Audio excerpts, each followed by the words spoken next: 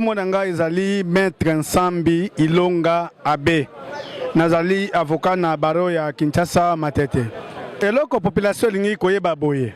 Moto soki abomi moto ata asali kamonini mobeko likonzi na biso ezali kopesa ye ningisa te asamba ye moko te ifo azala asise na ba avocat na likamo oyo toyebi lelo na ville ya Kinshasa ke criminalité eza ebele bakuluna basali ko causer tort na population ebele mais biso ba avocat tozali wana pona ko senzela mobeko soki zuzi aza kosambisa kuluna esengeli kuluna wana azala na droit de la défense asali likambo totala mbula na ye soki azali mwana muke bisika basambisaka bana mike ezali na mboka na biso ba tribunal pour enfants ezali pona kosambisa bana mike eloko tosengaki na ba juge ya basoda ezali ke batinda bana mike na bazuzi na bango oyo asalaki mbeba akende kozwa etumbu na esika oyo esengeli oyo meboko na ye ezali kosenga nzela po akende kozwa etumbu na ye tozali encourager les malades kasi tozali ba auxiliaire ya justice tozali commettre apport na biso pete jugement to condamnation ya bato ezala na nzenge bene na mobeko na biso. Pourquoi bango babomi ba violer ba sali makambo ba kokai ko sala mais et comme na moment ba sambisa bango ino bokomi ko défendre soki otangi na mobeko likonzi na biso to na loi portant protection de l'enfant elobi boye mwana muke moto nyonso akoki simbula zomi na mwambi te akoki kosamba na zuzi ya basoda te yango tolobi boye bisika bakosambisa bana bazali soki mwana azokisi moto soki mwana abomi moto soki mwana asali mbeba ezali na mboka na biso mibeko oyo basambisaka bana mike na chaque commune soko ke toza na tribunal pour enfants ya Kinshasa Ngaliema toza na tribunal pour enfants ya na commune ya Kinshasa toza na tribunal pour enfants partout na Congo awa toza na tribunal pour enfants bana wana oyo bakokisi mbula zomi na mwambi te esengeli bakende kosamba liboso bazuzi na bango pona mabe e bazwa décision moko esengeli ndenge mobeko na bango elobi ezali biso te ba député na biso na 2009 ba votaki mobeko ya loi portant protection de l'enfant mosa nango ezali nini ba instituer ba créer ba tribunal pour enfants pona kosambisa bana soki sikoyo batindi bango na tribunal na bango par exemple ke babomaki mo na tribunal na bango to bosambisa bako condamner bango kaka ndenge bakondanaka mokolo to bango baza na condamnation mosusu kwa zamona soki otangi na article 113 ya loi portant protection de l'enfant kuna mobeko wana ezali kopesa etumbo nini okopesa na mwana soki mwana asali mbeba parmi bitumbo oyo article 113 epesi bakoki kotia ye na centre na famille d'accueil bakoki kotia ye na maison d'encadrement bakotia ye na esika moko ya sociale pona rééducation ya mwana wana kasi mobeko elobi boye balobi zuzi oyo akosambisa bana bitumu na bango ezali prévu na mobeko. Mais cela n'empêche pas que mwana wana akosambisa bakosambisa ye engebene na mobeko ya bana bakoki kosambisa mwana muke engebene na mobeko ya basoda te to mobeko ya mikolo te bandeko naza koyebisa bino boye biso tozali ba avocat mosala na biso ezali yango wana soki pe biso toye koasise bakuluna wana te tanto puisque bajustice a présumé innocent l'état peut akosambisa bango te puisque po asamba na etumbu oyo baza kolandela bango ya terrorisme il fallait kaka ba avocat bazala soki lelo ba avocat baza te moye pe bato wana basamba ezali te tozali kofaire respecter kaka mobeko na biso mais boza na c'était que ba avocat bazali ba avocat du diable te biso tosudela mabe te kasi tozali wana pona kobatela mobeko kotala ete mobeko etosama ezala appliqué na ndenge esengeli nde poso na biso yango wana kombo na ngai maître Dikolo tonton nalingaki na bakisa élément moko na mae oyo ndeko auti koloba soki lelo 85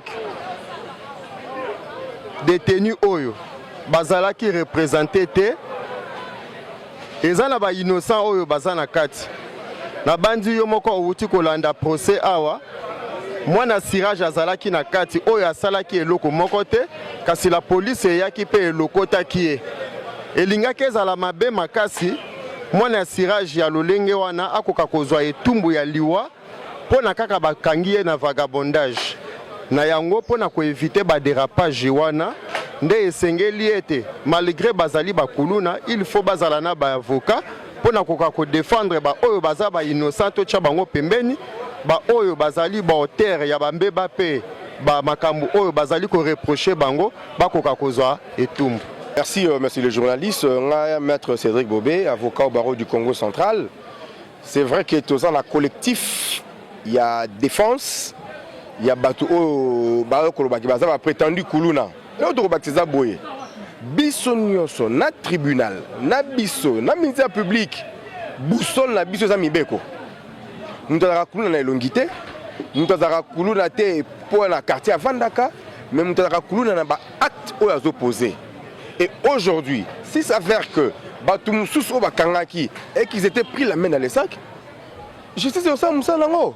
Mais seulement, qu'on en est Batou, vaille que vaille, juste pour plaire certaines personnes, non. Voilà ce qu'on doit rendre un peu notre état, notre droit faible.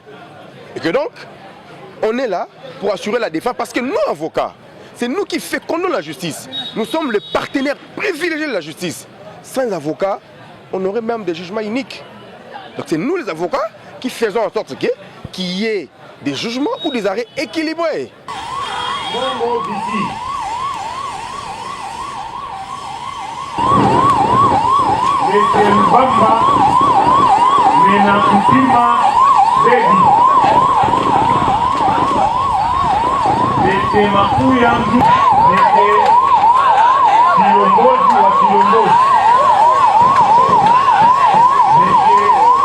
Tekele Philippe Sadrak.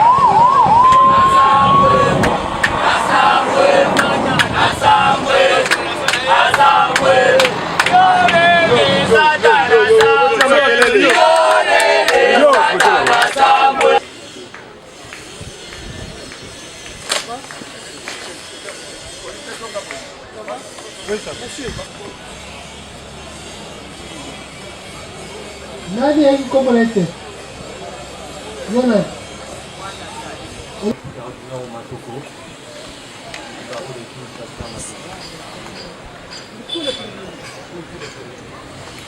Maître Doni Kingoui, barreau de Kinshasa Maché, pour tous les premiers. Maître Fabrice Chibouli, avocat au barreau de Kinshasa Maché, pour les premiers. Maître Bobé Kangala, avocat au barreau du Congo central, pour tous les premiers.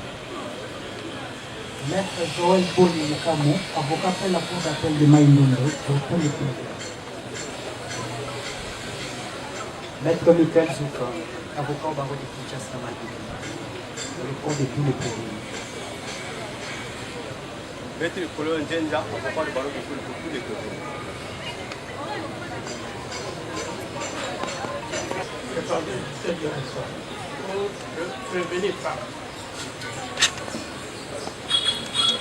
À une audience publique de flagrance, vous avez envers vous est un procès d'État, Monsieur le Président. La partie civile qui se greffe au ministère public, qui est la partie principale, va voir toujours ses intérêts tout au long de la procédure, Monsieur le Président. Cela ne peut pas vous empêcher de pouvoir procéder, Monsieur le Président, qu'il pèse donc à votre tribunal de procéder à l'audience d'aujourd'hui. Nous avons dit, Monsieur le Président.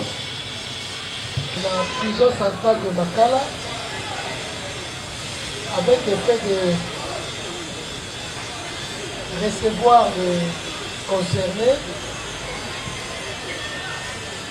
de procéder à leur examen physique, afin de nous déterminer l'âge approximatif au regard de la science médicale, étant entendu que les concernés n'ont pas démontré par une preuve leur âge allégué et que même l'accusation non plus n'a pas par une preuve de montrer l'âge réel de personnes déférées devant les juges de la loi. Et il ressort que l'âge est déterminé par un acte d'état civil qui paraît réclamer le fiscal. Parce qu'il n'y a pas d'acte d'état civil, il devait arriver de celui qui allait le fait, partant du principe, après une cour de probation et son corollaire, Reus l'expliquando tout à fait. Le tribunal a estimé que le rapport d'expertise médicale pouvait être une preuve pour démontrer l'approximatif de l'âge concerné. Cela étant, en attendant que le médecin ne procède à cette expertise, compte tenu de la célérité qui caractérise la procédure, nous avons estimé joindre cette question forte, mais mettre de côté les concernés, les 17. Nous allons procéder à l'instruction des autres qui sont supposés être majeurs. Les 17, nous évoluerons avec eux lorsque le médecin procédera à l'expertise, qu'il déterminera qui sont ceux qui sont mineurs et qui sont ceux qui sont supposés être majeurs. Cela nous permettra, n'est-ce pas, d'éviter cette affaire. Alonda, Kilingana, Kenayaku,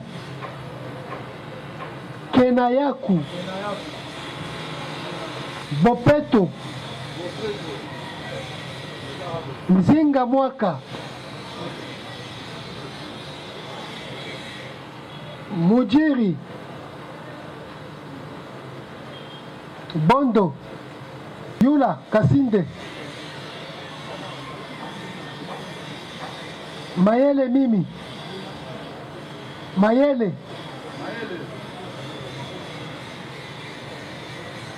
Soroba,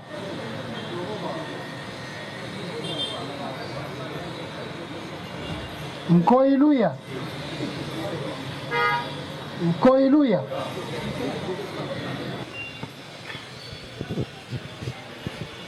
Tangani, Tangani,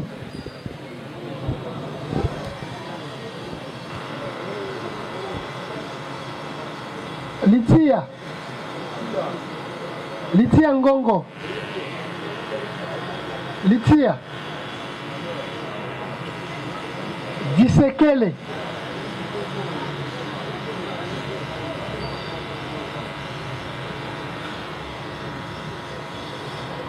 Ntimba Ndombasi,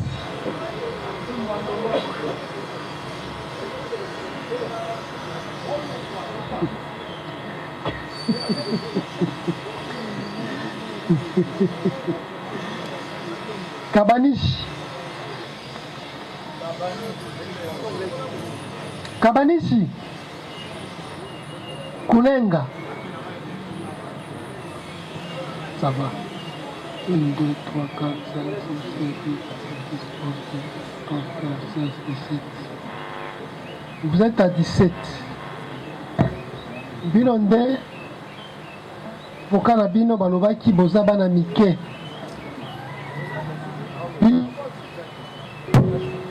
Tobotaki Bino te, Tokotia pe tembe te. Makambo tozosala, musala na biso, etambolaka na mobeko na preuve oyo bolobaka na kisasa épreuve yango tokomaki mukanda ganga po akutana na bino asala pe musala ndenge ye atangelaki yango apesa biso yano soki ya solo to lokuta moko na moko aza mwana muke to aza mukolo mukolo ebandi na 18 ans mwana muke ekiti soki oza muke c'est-à-dire oza moins de 18 ans mobeko epelisi biso kosambisa bino okozala na zuzi na bino kasi soki oza mokolo munganga alobi yo mpenza ndenge asali bakilakila na ye oza mokolo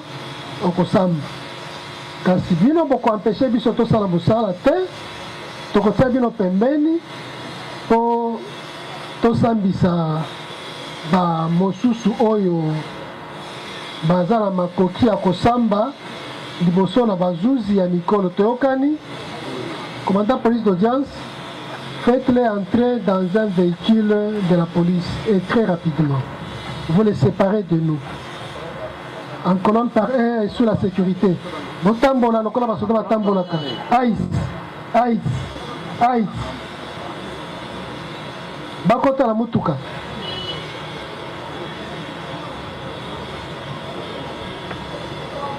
Alors, nous avons vidé cette question.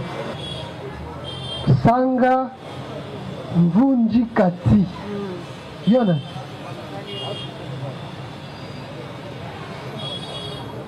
Comment ndako? Vous avez quitté mon liboso. Il y a posé la victime. Et ça combo. Micro est à yo. Valérie Kitoko. Tout ça là, liboso micro. Zo bangango. Valérie Kitoko. Ok.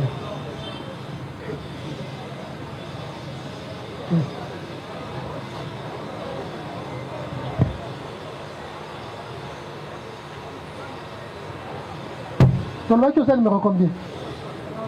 Numéro 5. Valérie. On commis numéro 6. Ça va. Valérie Fanda Pembe. Tanga. Micro à les Japonais. Ozobang.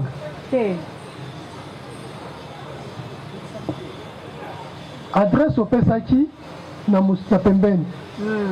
Po Tobanga na Butu bandeko oyo ya ba manche longue na manche courte baya koluka yo mais boyebi po justice esala malamu il faut kosalisa ye tika kolia nani oza mineur te oza mineur alors po justice esala malamu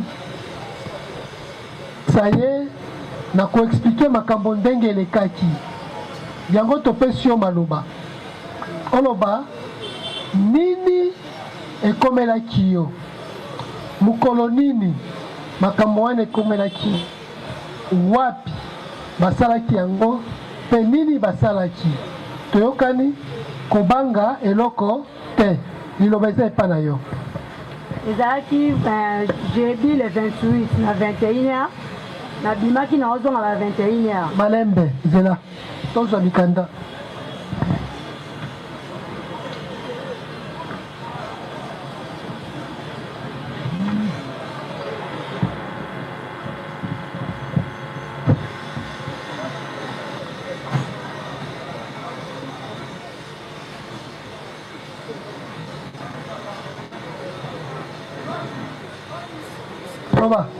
ezalaki le 28 jeudi nabimaki na ozonga nakutani na Guilain moto nafundaki kutani na ya nzela topesani mpe mbote naleki na nga na mati ndako nakomi na se mpo nakoma na lipango na biso nayoki moto akangi nga na kingo wapi na kota lalu na se kuna kote ya lalu kota présidence nayoki moto akangi nga na kingo na baluki boye namoni elongi na ye nalobi olobi nini olingi nini bimisa biloko oyo oza nango nayebisi naza na eloko te bimisa biloko oza yango oza na biloko bimisa nazwi telefone akangi nga kaka na kingo nazwi telefone napesi ye nazwi 35 000 napesi ye atulinga bongo na sako tika ninga meteka na parfum na chargeur bipesa ngango na bi chargeur na parfum na pesi na je sikoyo dazi bilo zaki na posa olingi nini tika nga na kende osoki mutake koyiba na ndaka bamoni elongi na ye batikaka mutana basala nini babomaka ye na bisuku oyo olingi oboma nga alobi nyongo omoni elongi na afuna bomo ya tika yo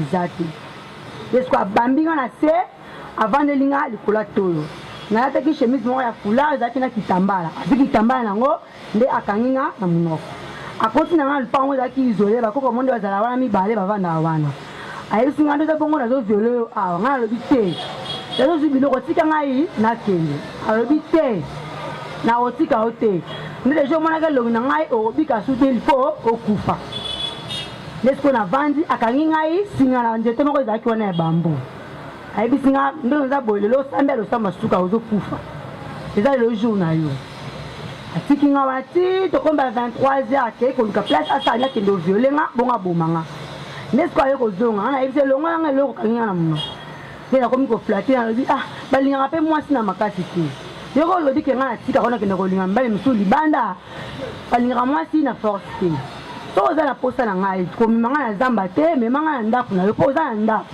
okoki kolala nga na zamba te mema nga na ndako na yo desiko na flate bongo aboyaki kuta ofunda nga alobi te na afundisa biso mbe mutu amoni biso aza te nga na bombo epesa nini bomba ngai desiko aye kondima etokomi pene mpo bango badusola pa na biso etokomi na lupango nde nabeleli bimali baboma ngai nde amoni elonga mama ebimi akimi banda wana jeli wana grand frère azoluka ti lendi esemaine oyo toti osilisa nde sikoyo aye komona ye na magasin grand frère epa avandi azeli ye abuli esisi kobula ba 20h abandi koya makolo grand frère epa azolanda sima bakomi na kaluka na lui esika bateka bawisi bagene nde sikoyo alingi avanda ana mpasi oyo bagene amela grand frère nanga payasa nini kangi ye tomemena na présidence tosobika mpo totikaki plainte kuna totikaki su na présidence totikaki plainte mapese mibale nde sikoyo bakangelaki ye boye yango tomemaki ye mpa tosobika na kaluka azalaki ye moko oyebi ye nayebi aza awa eske okoki yaka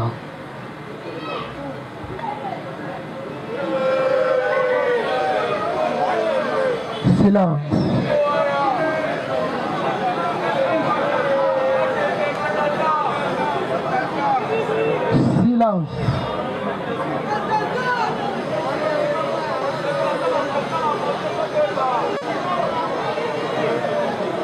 Mboko comment on a? Monsieur Ngufu, Chitumana Ngufu. Comment on a dit? Chitumana Ngufu.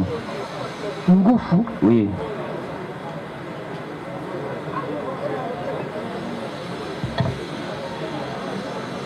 Lukelanga yao. Ukaye chanini. Chitumana. Oui.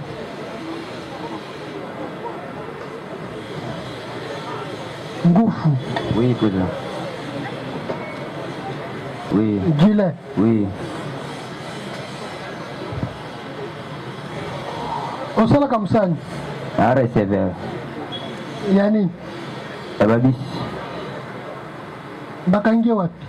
Bakanga inga na quartier 3. Ya Kaluka. Oui. Pour salini. Pour accusation. Accusation. Oui. Nani mutu akizaki? Madame Katim Takizinga.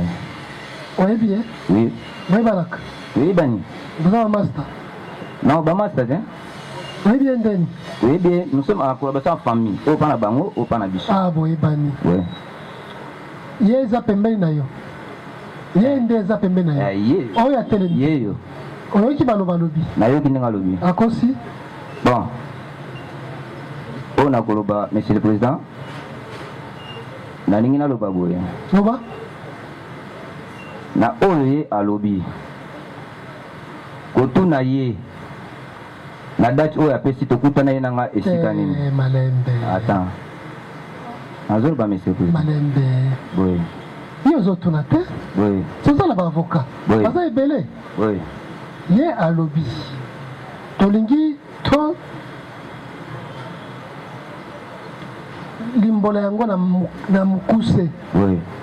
Le 28 novembre 2024 na 21h na Lalou okangi kati obotolier téléphone obotolier 35 000 francs obotolier parfum obotolier chargeur amoni elongi na yo oyebisi na mokuse que ceux qui aussi omoni criminel mobomi na elongi il faut aboma yo osalie bisala sala nyonso olingaki mpo olingi ozwa ye lokola mwasi ye sikoyo alobi te tosala ndenge wana te tosala neti bacivilize soki nzoto na kopesa yo me na zamba te yo oza mokolo oza na epa na yo tokende ndako bino wana bobandi kokende lokola bokomi esika moko amoni lopango na bango agangi mama na yabimi omoni face olimwe onyamuki kasi bazalaki deja basi basali plainte na lalu basali plainte na kaluka nde ayebisi grand frère na ye abandi kolukisa yo ti na ndenge amoni ndenge ozobeta mwa chweke asotele yo bakangi yo suka wana olingi otunani soki akosi olobi akosi Oui. akosi Non. Oh, non, monsieur le président, excusez monsieur le président. est-ce que akosi akosi wana na yebi nataka kwa na yango te esalama bete po na ngamba liboso c'est la première fois na balokanga na kashi ya mabete na kalso na vandi te malembe toke pembeni toke directement Oui. oyebi mwana mwasi wana na yebi ye oyebi ye ndenge nini etake leki ya kalso leki ope yanga moko ok leki ya quartier leki leki ya yanga moko est-ce que botika kozala na likambo jamais ça va est-ce que akoki koloba makambo na polele boye makambo ya nzoto mwasi aloba bon bazwi ngai bakenda nga zamba alingi azwa nga bo mwasi mpo azwa nini nde ndenge naloba monsieur le président boye nanga bandela ndenga bito ndenge mokolo tokutana nga na ye est-ce que bokutanaki oui tokutana na ye nakutanga nazosomba tumba po tofanda na mamasa na biso tozomela masanga na kati etage nde nakaluka kaka na lui nde namoni ye awuti so banzela na ye tokutana place nga azosomba tumbako ayebisi nga ah ve oza kote nga pita oui toza na mamasa na etage kuna tozomela masanga ayebisi ngai toke okende okati ya ngai ah mais toza na mamasa kuna tolongwa puisque tokwa na longwa etage ba 22h toki ba 23h tolongwa na etage na mamasa wana na bi ça va ya ko toke place mamasa baza tovanda so tosilisi tokompani tokenza biso tontela moko na meme place mamasa nga ba chauffeur bavandaki basombele mpe bofort azomela biso nyonso komomela ye naza témoin nazolo baso na koti boyi basombele mpe bofort azomela nazala bamero mamasa nakopesa mpe obenga basombele bofort azomela pi tosilisi bon le quoi biso mibandela so bakuti so bandakala tobimi tobandi kokende biso nyonso tobando na ye biso misato biso kate tokokubiwa kate biso kote okende bokende wapi tokende ndako sikoyo ok oui si tokomi bamasa po eza baveni moko akota veni moko atika na veni so bokontinue masa moso atika na veni moko so akoti totikali na ye ye abitana ko azali dasi na fatigue bakwisi na ye abandi otraverse abandi okende ngai natikali na ngai bongo nabeta moko nakobeta to une semaine kuna ndako nakomaka te ozomopoint nakobeta une semaine ndako nakomaka te abandi koprogresse na ye oyo eza lokola touche oyo nga basimbisinga moko malembe calme-toi madame calme-toi madame calme-toi osi olobi sikoyo ntango ozokende nzela bandaki kolinga ye te moto abandaki kolinga ye aza te yo nde botikalaki na ye non kotikala na ngai na ndenge ya mabe te mokonzi na oui na ndenge ya mabe te si bozosolola yaya na leki leki oyo osombeli ye masanga abalukeli yo agangi onyamuki mpe akangisi yo yango totunaki likambo ezalaka mokonzi likambo ezalaka te sikoyo ata yo moko ye kutu ndenge aza boye alukaka telefone mpa na nga oyebi nga nasombaka telefone atekaka soki aza na besoin telefone vi na besoin aluka telefone moko ata ndoje ata batusi omoni yango oyelanga bonga nasomba nanga telefone osombaka oui nasombaka telefone so asala soki nateka yo receveur oui oyo Delvo Zando. Oui, et Zando cimetière. Zando cimetière. Oui, on a Zando cimetière. Ma téléphone a combien au Sombak? Na somba bandro il habite avec un bon si to tourni ma téléphone $50 $60 na son téléphone à salaire. Na ko beta 3 jours 4 jours na tegi na ngo. Premier mususu. Il y a 5 à téléphone. So ka besoin de téléphone. Ai tra vena to luka téléphone. So mon chombo ata ba touche bien Android o ila ngai. OK. Ye. Baka ma téléphone ko na tasima. Mais makambo ya kokutana na ye. On reconnaît les besoins qui na ye. Vous connaissez la zone Bawana? Oui, na zone 21. Oui. Et si Kanobi Wana? Na oui. OK. Mais pour na. Koyo on kima ki fonani. Na kima ki te mo konzi. Ngana kima ki te. Koto ka zo ya koma ki ngape na sikelo koma te. Ezala mai mo wezala kawana, ngana te tsaka ya bona sokola. Ya to ale da siba tene na. Sokola 21. Non, 23 c'est. Et mai to sokola ka. Nous autres qui est 23 heures. Osala mwana leki na yo ya quartier ya mwasi oyebisi leki tasokola nani siko kosokola na bilamba to kosokola na tangala na yete nga moko ya progresser nous traverser ake na yi nga tika na kosokola ya progresser na kin siko ya akofuta problème Comment on dit là-bas? On a simo capitaine les a tous à Simbisinga. Na za innocent tout fait na ile ko mogoto. OK ça va tout ça fait bien. C'est le beauté, c'est les personnes qui ont bé. Ça le bien tika emba c'est ça kuta na nganja ko boma ngai. To ma bita ko ndake na musabe église ne ba 5 ans kuta na mama ko boma e. Là c'est pas adon as ne pelle a sibi peine pas ça mama belo ko sali. OK ça va balembe. Azalaki na eloko ni na maboko. Azalaki na mbeli na poche. Alale linga bina ko boma yo ko bouger te ko bouger na ko boma yo ba soda likolo si ba ya ko sa ba kete sika ngona ba singa kanga ngai ba mona sika bimelaka nga to kutana na lui ya tikali na ye nga bika sa ni atikali nde na zozonga sombela bana ba bude loko pona bimaka na ye la bana na bika ka ye atikala ki na kompanda bimela ko butaka nga na kingo soki na mona ke lo mete pona sa ile kimtema mabe Toza mukilo pona sa ile kimtema mabe tout ça la pembeni zo micro wana Chitomana. Réaction à yo. Donc, nazo comprendre que ninga bige nambeli, na bimisile nambeli. Ça va, tribunal yoki. Ah. C'est le président. Hein? Bakanga ki ondeni. Na uti musala na silisi. Na yego vana ma pesa na mela tamo loko na ngai. Le na moni bato babimeli ngaka mbala mo grand frère ba masa yetu ba balingi ngambala mo. Ata yo moko. Ozomi tonate. Ozomi tunate osali eloko te bamasta ka moko boya mibali basotele yo bala moko ekomi kosamba ya tribunal kosena kizaso eleki na ina kizeki nga ça va leki yaya na ye mutu akanga oui oui président ça va Chitomana président est-ce que vous confirmez qu'il y a solo ozalaka bonne relation na mon amation oui à bonne relation même une calcio ngana vandi na tana caché moko ya mabete na calcio ngana vandi wana au koyebi sa tribunal que osenga kata biloko akolia pe apesio c'est le président biloko oleza bilei ya salite asi apesa biloko akolia olie ndeti iloko ni nazolamba ngana sengi OK sikoyo boni moto oyo apesaka pe biloko akolia moto kosolanga na ye malamu aya kokosela likambo monene boye eza fo naza innocent na yebelo mote monsieur le président moto boyebani bovandi na bien bosololaka bien mais lelo abalukela yo aya kokosela yo ke olingaki oviole yo olingi oboma ye mpe obaki biloko omoni monsieur le président balobi moto bamemisaka nie asaki amema yango nekenge ngai naza innocent même grand frère ndenge aza wana monsieur le président partout bazali ça va monsieur Chitomana oui mokonzi leki no alobi bozalaki ne na 21 heures yo confirme ke apatientaki mpo azela yo okomisa ti na ndako apatientaki ok apatiente ti 23 heures okoki oyebisa biso bokabwa na yo na ye babetaki porte akoti na ndako ozwi nzela okei mpe bozukaki ndenge te ye na traversaki nga na tikali na nga ye atraverse nga na tikali awuti banzela monsieur le président awuti banzela nayebi te qui s'est passé dans nzela awuti nga nayebi te nga na tikali na nga afundaki yo quand même oui monsieur le président ça va nga na tikalaki ministère public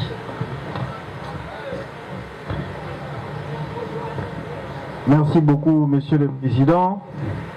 Est-ce que vous pouvez confirmer ou soit confirmer à tribunal que vous avez un découvert? Papa, tu as un découvert.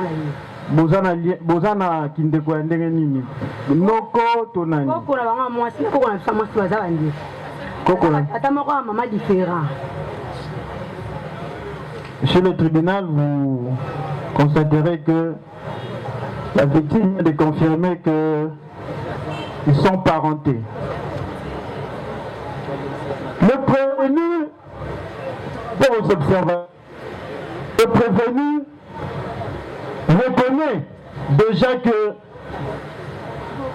il était avec la victime, tel que la victime l'a détaillé, Monsieur le Président, en cette date, vers 21h, 22h et 30h. Bien avant, il a essayé d'abord de faire le tribunal en disant que Ayebite, Ayeb Makambo, Bakosi, Monsieur le Président.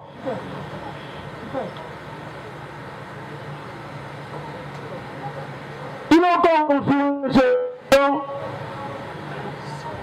qu'il était resté seul avec la victime. Il ajoute encore, Monsieur le Président, qu'il était dans le coup, dans l'état d'ivresse, Monsieur le Président. Encore il dit encore au tribunal que moi j'ai de l'argent, Monsieur.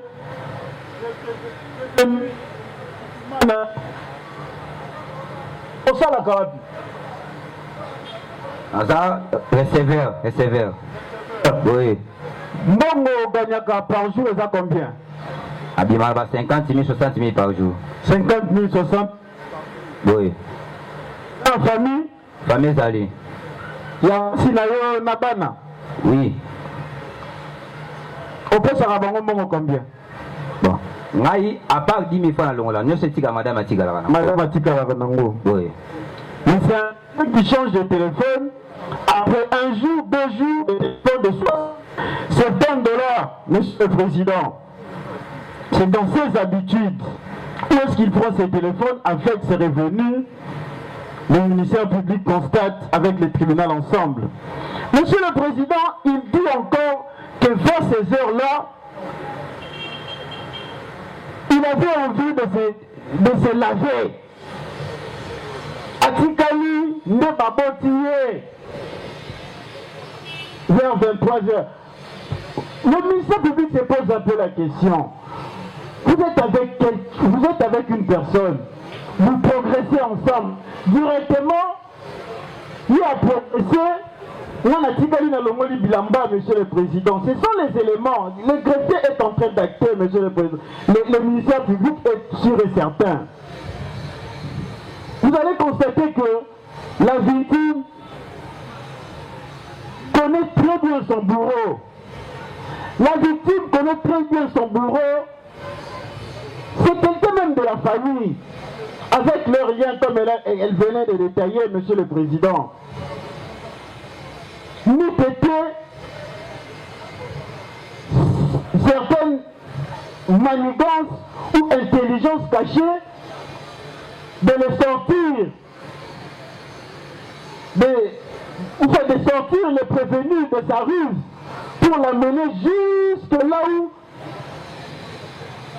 elle était sauvée par l'intervention de sa maman à travers son cri, Monsieur le Président. Et vous allez voir que c'est comme ça, c'est comme ça qu'il a été même arrêté. Et c'est la victime qui confirme même qu'il a été arrêté par son grand frère après le travail, Monsieur le Président. Nous sommes devant une victime et son bourreau. La victime reconnaît avec précision son bourreau. Avec les actes, et le prévenu n'a rien nié. Il sait ce jour-là qu'il était dans l'état d'ivresse. Il a parcouru avec elle un chemin. Et pendant ce temps-là, il a même reconnu qu'il était resté nu, Monsieur le Président, voulant distraire le tribunal en disant que je voulais me laver. Vers 23h, je veux me laver, Monsieur le Président. Avec tout ça, vous allez comprendre que le prévenu ici présent avait bel et bien commis le grief ou soit les actes pour lesquels il est présenté ici par devant vous. Nous avons des questions. La première observation que le prévenu fait, c'est qu'on ne comprend pas. Est-ce que le ministère public il est en train de présenter les faits ou nous sommes dans la phase d'instruction où il doit poser des questions et le prévenu et la défense répondent? Puisque en prenant la parole, le ministère public, le prévenu et la défense n'arrivent pas à saisir la quintessence de son intervention. Puisque nous sommes en phase d'instruction, on pose des questions, le prévenu répond, ça aidera le tribunal à bien comprendre les faits et pour avoir sa position. Mais on ne comprend pas, est-ce qu'il vient de présenter à nouveau les faits ou bien il vient de faire une présentation ou une question à poser au prévenu? Merci. Deuxième intervention. Oui, merci beaucoup, Monsieur le Président. Je voudrais effectivement abonder dans ce sens-là. Vous et nous sommes d'accord qu'il y a célérité dans la présente cause, pas s'il y a flagrance. Mais avec cette façon de procéder, nous nous rendons à l'évidence qu'on peut aller jusqu'à 1 mois, 2 mois, 3 mois, dénaturant ainsi ce procès de son caractère de flagrance. Parce que si le ministère public doit avoir la même attitude pour les 95 prévenus qui restent, vous comprenez avec nous qu'on ne saura pas avancer. Nous sommes pendant l'instruction. L'obligation incombe à toutes les parties, ministère public comme partie au procès, et nous qui sommes de la défense, de faire poser juste des questions et nous permettre d'avancer. Ça nous permettra de gagner en temps. Merci. Voilà. Merci, Monsieur le Président. Nous avons des questions à faire poser. Allez-y. Monsieur le Président, par le biais de l'audience tribunal posé à la victime ici devant vous, est-ce que lorsque le prévenu part devant votre audience tribunal, il était en train de l'amener, et c'était attaché? Ok. Nani, 25. Kolandela bangote. Zo micro wana. Tango bozo kende. Mais vous avez suivi. Vous avez suivi ces explications lorsqu'elle a narré les faits.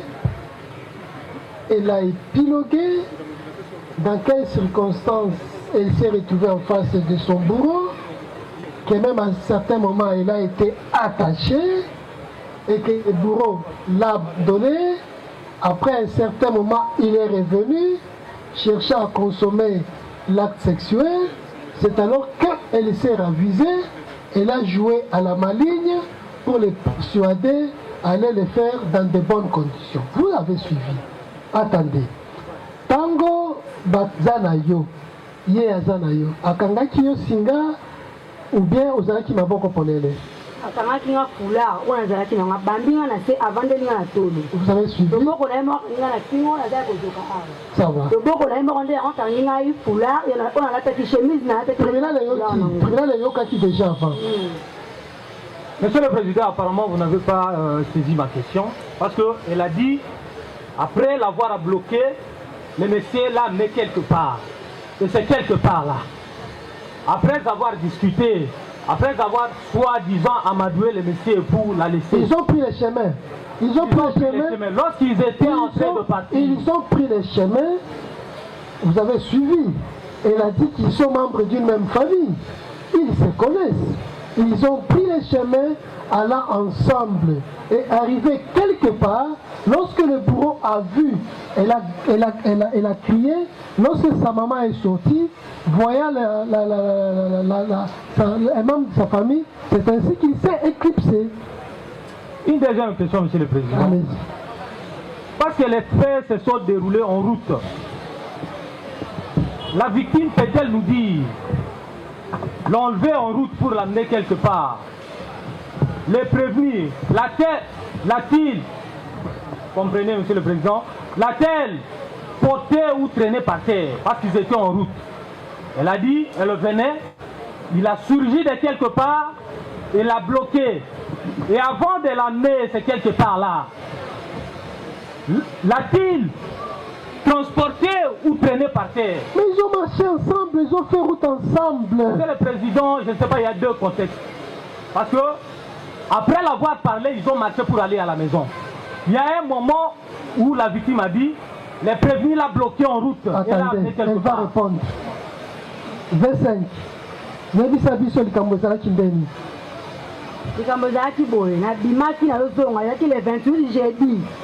Nazozonga, nakutani na ye, esika mituka esukaka. Atuninga owiti wati nabi nabimaki, nazozonga. Yebisi nga savanga mpe nazosomba tumba awa, navandi penepene. Nga mpe nalobi savanga na kei. Nde na ye nabandi koya, nakomi na se mpo nakoma lipango na biso. Nayoki moto abloke nga na kingo. Nabandi kobunda, namoni atali namoni elongi na ye. Ayebisi ngai pesa nga biloko oza nango. Nga nayebisi ye aza na eloko te. Bikisa vino soko pesi nga te na koboma yo. Nabimisi telefone na poche ya pantalon na pesi ye. Nabimisi 35 000 na poche na pesi ye. Apenga bongo na sako tikali na nini. Monsieur Yaka. Kuna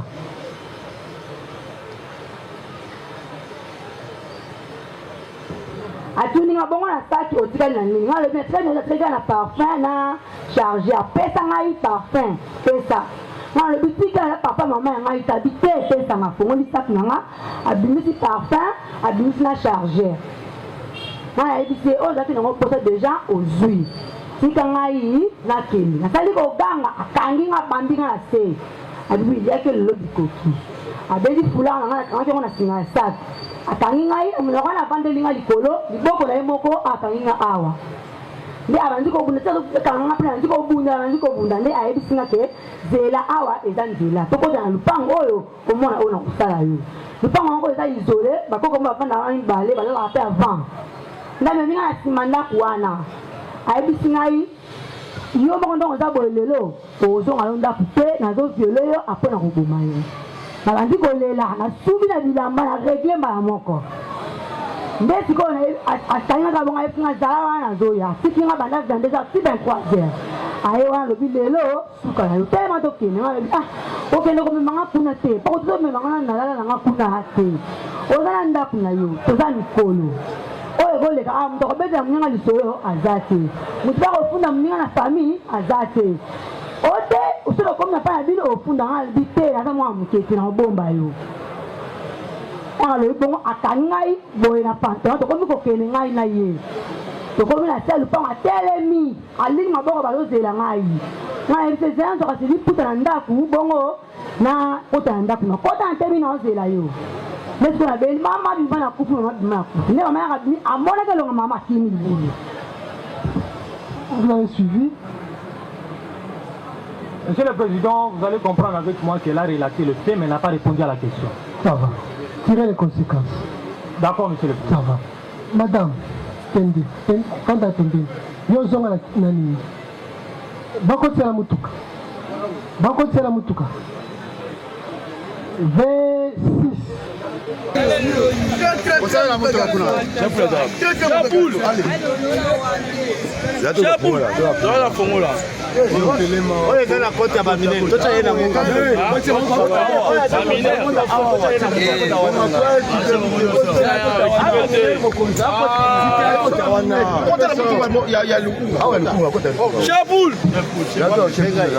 Venga chefulia bwana. Le bio de boko na nyenye se.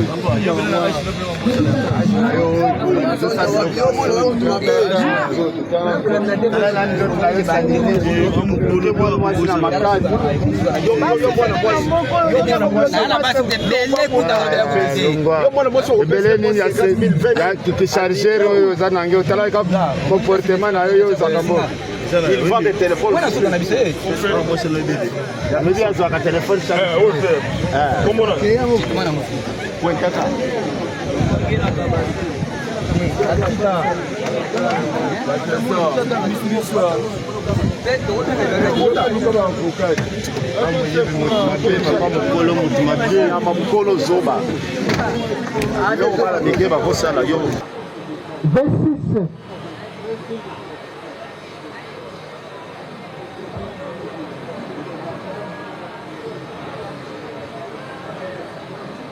Moi, je suis victime, monsieur. Kitoko. Ah,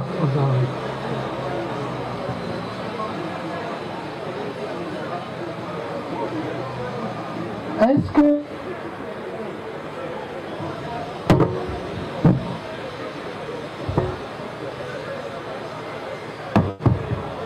yebisa tribunal nini makambo ekomelaki yo wapi mokolo nini basalaki nini zwa courage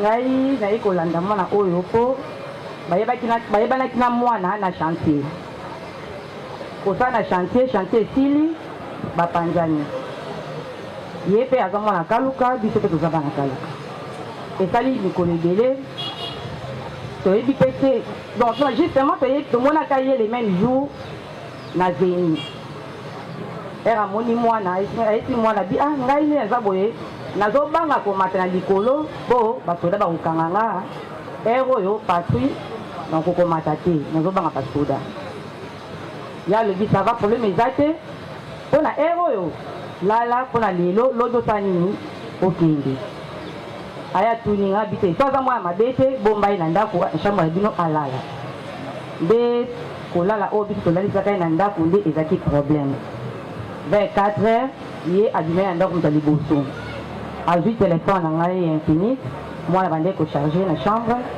aye kozwa 12 000 francs azwi na lipapa ya sika epuis akei na ye lokwa toyebi ye te toyebi pa adresse na ye te mwana monanaka na ye ka na chantier totikaki ka justice ya nzambe esala après 4 mois donc oyo tolanda oyo eza 5e mois ye mwana auti chantier na bolukango azoya akomi juste na veni mosaka na direction ya wenza bombombo quartier 3 e quartier 4 amoni ye liboso lipango na bango ya tuni o yo ozaka koto oyo pesa ngai telefone ya mama ya binga nazo biloko na bino te nazo biloko na bino te mpo na nini ozosenganga biloko na bino ngai nazaki nazo biloko na bino te mwana bipesa biloko na biso nde azwi abeti mwana likofi babandi kobunda bango baye na mwana babandi kobunda wana ye lokola azalaki na bakamarade nde bakangi mwana bakati ye pota même preuve eza awa na telefone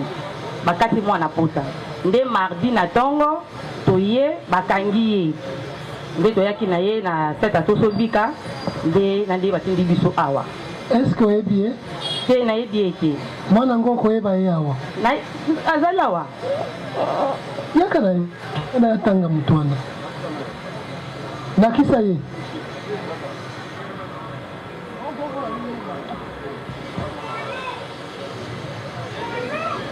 kombono nani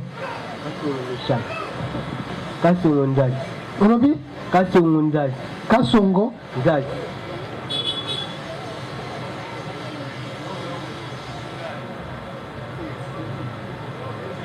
Kasongo.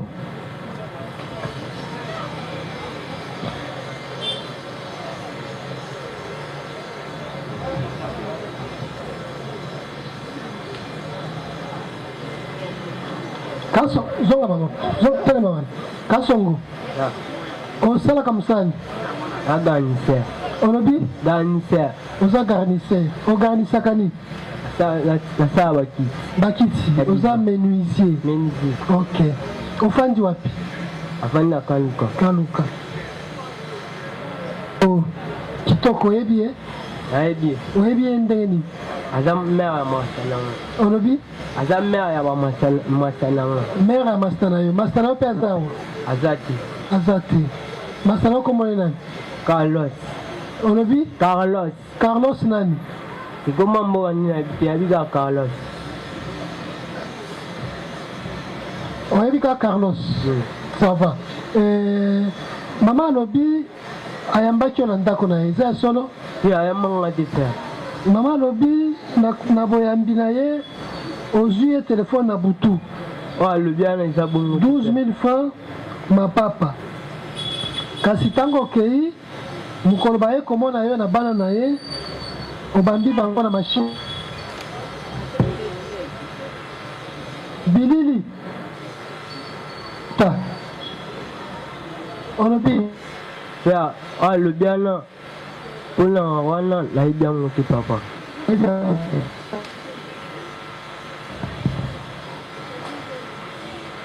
akaninga bango mwana na ye abanoleka na ekiri na ye akimbula yalendi mbula ebeta nga mpe na bamasa bayotala nga navandisi totie par soleil komi baleka baebele bamoni nga mbaa moko babandi menance oyo te epesa telefone te tosolola ndemo ya malembe menance baye babeti nga likota yango mosusu mpe na olongoelama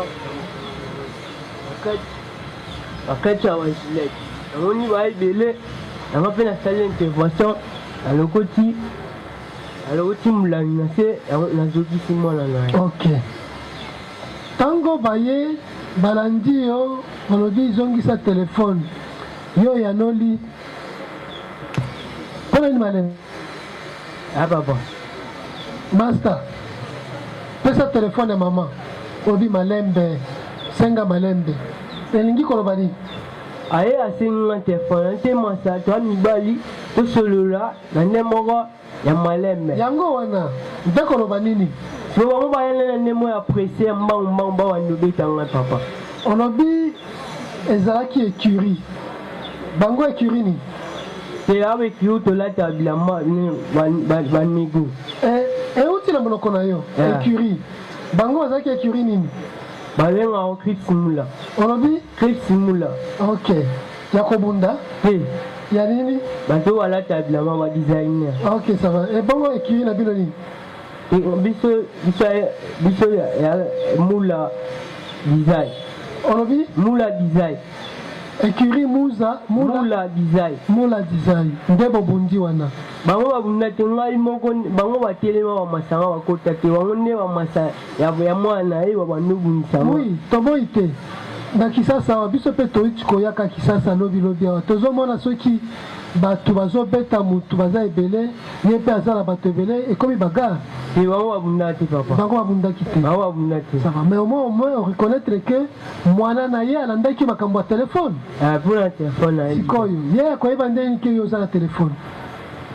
Ye mwana na ye akoyeba nde nini ke yo oza na telefone ya mama na ye. Nazalaka te nakenda maluku epa mpe akoyeba. Mama alobi ayambaki yo na ndako na ye. Ayambanga te. Siko telefone ozwaki yango ndeni? Telefone masa tozala na écurie moko. Écurie. Tozala longwe. Écurie. Écurie ya Crips Mula. Ozalaki écurie moko. Ça va, tribunal eyoki. Ministère public. Merci beaucoup, Monsieur le Président. Une fois de plus, il parle tantôt de Moula Design. Donc, il veut dire ça au tribunal pour dire que c'est l'écurie concernant ou soit relative aux histoires, il y a Bilamba, Netola, Taka, tout ça. C'est Crips Moula, Monsieur le Président. Et il a reconnu qu'il était accompagné de ses amis.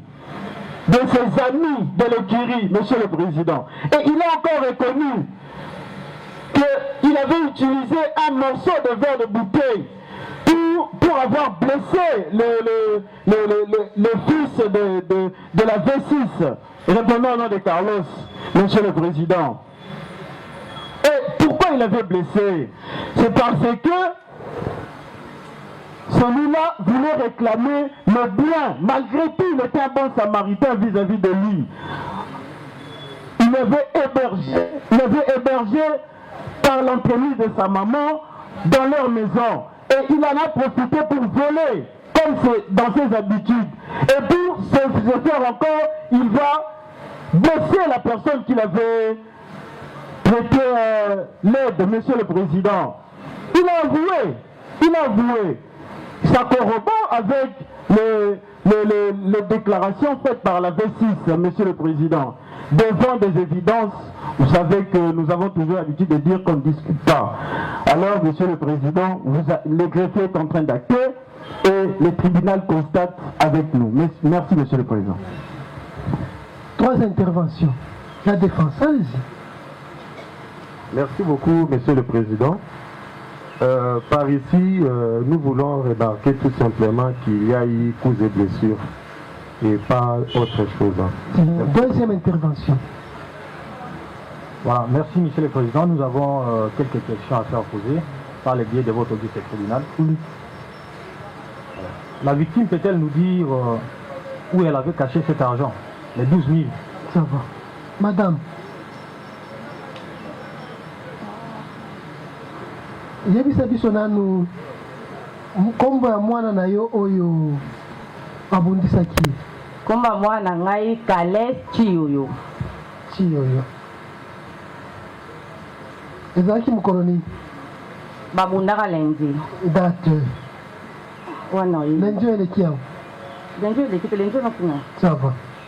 Mbongo wana obombaki yango wapi? Mbongo wana ezaki ya ngai te. Za mbongo nde ya mwana oyo ya ngai mobali. Lipapa pe eza ya ye. Ya camarade na ye wana. Ça va. Téléphone? Téléphone ndize ya ngai. Mwana pe aza mwana ya molili. Mwana ya écurie. Ye moko aibaki. Écurie kisimba. Ayebi très bien. Soki eza na bato bautaka kaluka awa bayebi nga. Naza mama oyo nayebi nde bayidikaka bana. Naza na mwana écurie te. Mwana naza na bakamarade nde bakendaka ba chantier ayebi. Mais naza na mwana oyo atambolaka na ndenge molili te. Ça va. L'argent c'est l'argent de son ami qui l'a blessé. Ça va, merci maman. Allez-y. Une deuxième question, Monsieur le Président. À la victime toujours. Oui, à la victime. Avait-elle surpris les prévenus en train de prendre l'argent ou elle a constaté juste après son départ? La perte de l'argent. Ouais. Madame, au monaki a zoïba ou bien au monaki qu'on constate qu'un bon et bungi? Elle y a qui mwana a se lamenté. Elle a dit téléphone na ngai. Asi maman, mwana ndenga bimi awa na biloko da téléphone na yo na 12 000 francs na li papa akenango. Donc mwana na yo nda yebisa kio. Ça va. Nde na yebisi. Et si lui, c'est de son enfant qu'il a appris. La prise.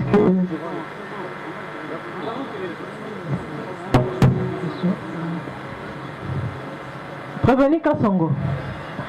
Olobi ozala baninga na yo écurie na bino kombo na ona. Flexibiliser. Na okoki kotangela biso soki baza na kati a. Ya bazate mona. Ah ozaka yo moko. Naza mama. Et bongo écurie ya bana ya baninga na. Ata moko azala te. Azate. Merci. Kendo fan. Merci madame. Boko tsena kati ya mutuka. Akota la mutuka.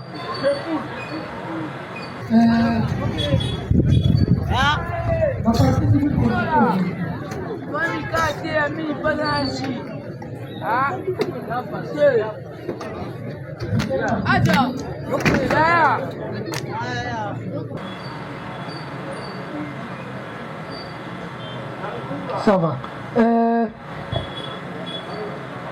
La partie civile constituée aujourd'hui.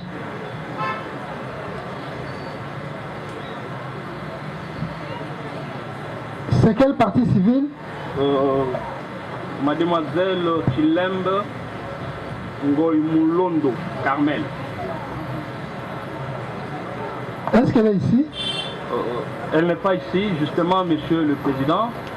On était en train d'attendre seulement que vous puissiez nous appeler pour que nous puissions également vous demander, parce que la cliente, la victime, est en train de soutenir, en fait, elle défend aujourd'hui. Elle défend aujourd'hui. Alors, on a pris langue avec elle au téléphone. Elle nous a dit que ce sera difficile pour elle de venir aujourd'hui. Alors, c'est pour cela que nous voulons, si votre tribunal va accorder une remise, nous allons... En ce qui la concerne, nous pouvons attendre sa présence pour identifier le bourreau. Exactement, monsieur. Merci. C'était ça notre souci. Ça va. Merci beaucoup. Parce qu'il n'y a plus de victimes, nous allons évoluer maintenant prévenu par prévenu. Yeli.